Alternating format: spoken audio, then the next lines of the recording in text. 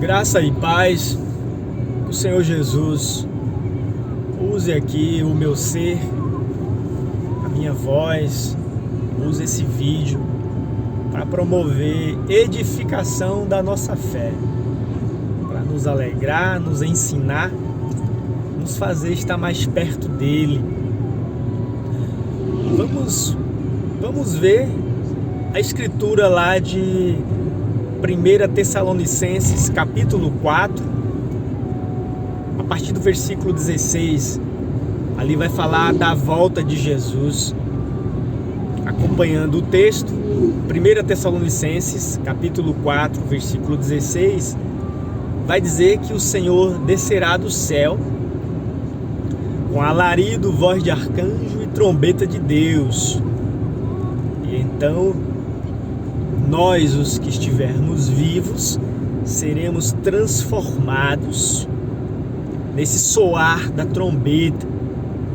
Então seremos, ou melhor, nós, os que estivermos vivos, subiremos no arrebatamento a encontrar o Senhor nos ares, e os mortos em Cristo ressuscitarão, virão com Ele em sua vinda. Isso você pode acompanhar no texto. Agora vamos meditar nisso. Isso é algo literal? Isso é algo que realmente acontece ou vai acontecer de forma literal? Será uma aparição visível, os ares, nuvens, literal, e nós vamos ser literalmente arrebatados a encontrá-los lá nos ares? Então, como entender isso? É bem comum essa interpretação ao pé da letra, na literalidade. No entanto, você pode pegar essa escritura e compará-la a outras passagens. Por exemplo, essa passagem sobre a volta de Jesus, você pode colocar isso lá no capítulo 4 de Efésios. Veja o capítulo 4 de Efésios, o que o mesmo apóstolo vai dizer. Lá ele vai falar sobre a unidade da fé. E no versículo 10 do capítulo 4 de Efésios, o apóstolo Paulo vai dizer que aquele que desceu é o mesmo que subiu. E lá de cima ele foi derramado, dando dons aos homens. Nesse capítulo 4 ele vai falar de 5 dons especiais: apóstolos, profetas, evangelistas, pastores e mestres. E esses dons têm um propósito: é para chegarmos ao conhecimento do Filho de Deus, para entendermos esses assuntos. Então veja, aquele que desceu é o mesmo que subiu. Não tem nada a ver com descer ou subir de forma literal. Vamos ver o próprio Jesus conversando com Nicodemos no Evangelho de João, no capítulo de número 3. E Jesus diz: ninguém subiu ao céu, senão aquele que desceu do céu, o Filho do Homem, o qual está no céu.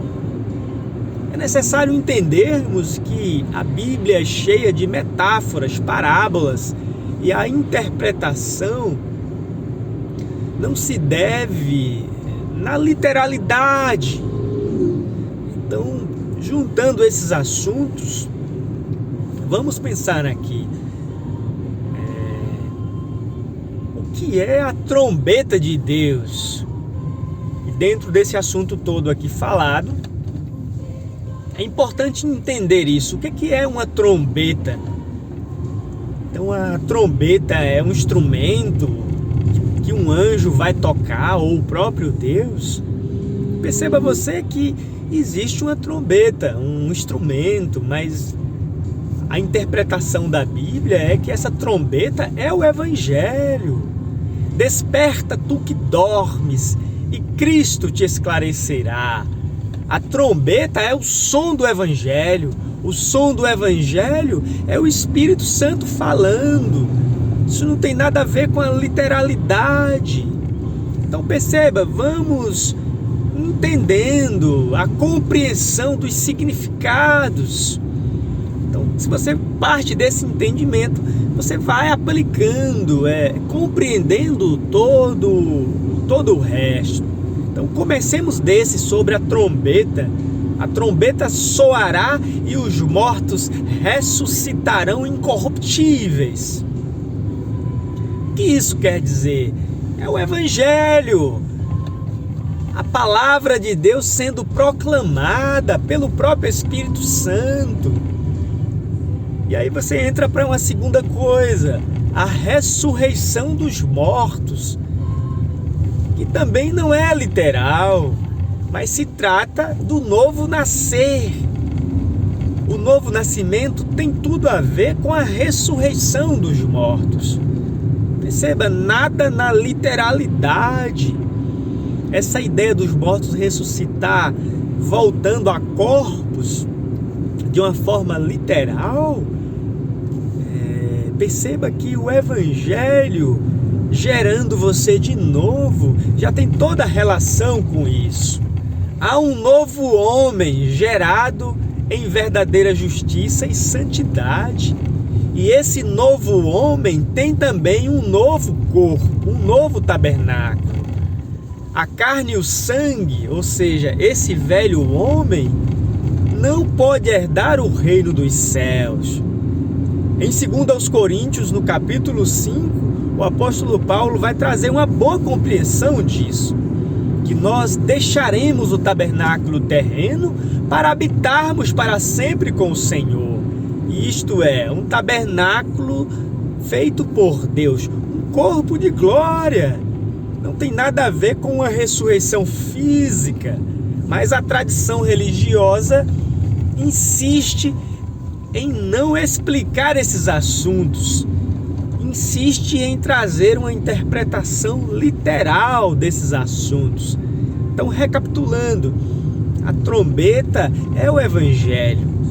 A ressurreição tem toda a ligação com o processo regenerador, com o novo nascer, com o novo homem. Então, ressuscitar é ressurgir, é reaparecer, é nascer de novo, é estar vivo em Cristo, é não ser mais um ser meramente carnal, mas agora um novo homem em Cristo, passando da morte, que é esse corpo. Não vivo mais eu, Cristo vive em mim. A ressurreição é isso, é Cristo vivendo em você. E se Ele vive, não há mais morte, porque Ele é a vida. Aí está a compreensão desses assuntos. E então nós partimos para a vinda de Jesus, que também não tem nada a ver com a literalidade. As pessoas interpretam Jesus vir e arrebatar as pessoas de forma literal. Medite no que o próprio Jesus diz sobre o Filho do Homem ser levantado. Ele vai dizer: o Filho do Homem será levantado e todos serão atraídos a Ele. Perceba essa escritura relacionando a Efésios capítulo 4. O que desceu é o mesmo que subiu. Isso tem toda a relação com a mudança de governo, com a introdução no reino de Deus, o reino de Deus vindo a fazer morada em você. Você então é arrebatado. Isso é espiritual. Isso é todo esse processo da própria salvação. A vinda, ela é aos moldes de João 14. É Ele sendo manifestado, revelado a você. Nada a ver com a literalidade, mas Deus fazendo em você morada.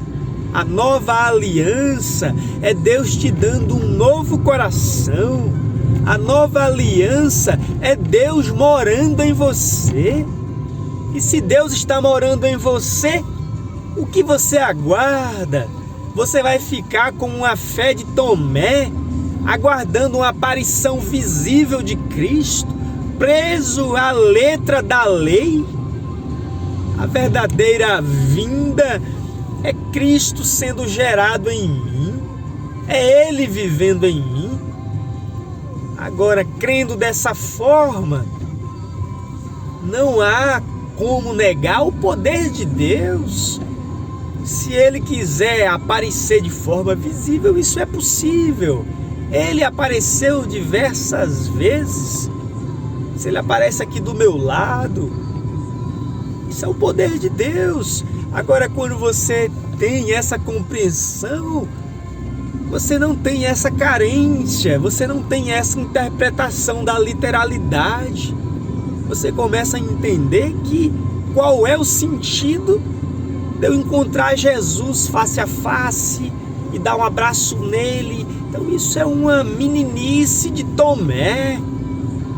O verdadeiro evangelho diz que você pode fazer isso me abraçando. Ao me abraçar, você está abraçando a Cristo. A compreensão paulina é que Jesus está na terra. Ele é a esperança da glória. Eu fecho esse vídeo com João 14, versículo 20, aonde o mesmo Jesus vai dizer: naquele dia vocês saberão que eu estou em meu Pai, vós em mim e eu em vós. A grande revelação do mistério de Deus é Cristo, e Cristo é a igreja. Tudo que era Deus foi depositado em Cristo, e tudo que é Cristo foi depositado na igreja. Vamos fazer uma analogia simples disso num computador. Crie 3 pastas no seu computador. Uma pasta você coloca uma pasta como sendo Deus. Então essa pasta aqui é Deus. Essa outra pasta aqui é Cristo. E essa outra pasta aqui é a igreja. 3 pastas. Deus, Cristo e a igreja. Agora o que é que você faz? Você pega essa pasta que é Deus, coloca dentro da pasta que é Cristo. Então veja, as 2 pastas se tornou uma só. Aí você entrou em Cristo, você entrou em Deus. Então só tem 2 pastas agora. Então você pega Cristo e coloca dentro da pasta chamada igreja. Ficou uma pasta só. Uma maneira do tempo moderno para falar desse assunto. Então quando você entra na igreja, como Paulo, perseguindo a igreja, se depara com Cristo. Cristo está dentro da igreja. E Deus está dentro de Cristo. O evangelho é isso. Deus é isso. É um plural de uma unidade. Não tem nada de encontrar um Jesus fora de Deus, um encontro literal. Tudo isso é uma interpretação literal que mostra uma ânsia humana, uma carência. Agora o evangelho na prática é Cristo vivendo. Se você ama a Deus, você ama ao que dele é gerado.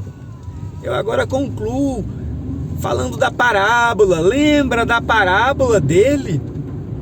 Onde ele diz que quando você me visitou, quando você me vestiu, quando você me deu um copo d'água, quando que foi isso?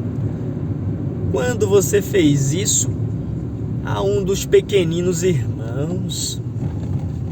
E esses pequeninos, quem são esses pequeninos de Jesus? Os pequeninos representam mais uma vez a mesma coisa, o nascer. As crianças estão falando nessa linguagem de Jesus do nascer de novo. Todo aquele que nasce de novo é um pequenino de Jesus. O nascer de novo é isso, é Deus, Cristo sendo multiplicado, não mais um filho, agora vários filhos à glória. Que Deus te abençoe, que essas palavras possam ter sido de grande valia e que possamos juntos avançar, entender que a religião, a tradição religiosa sempre foi um empecilho. O Espírito está sempre vivo, trazendo a compreensão, saindo da tradição. Essa é a palavra viva de Deus, não a tradição teológica religiosa, mas o Espírito Santo nos ensinando todas as coisas.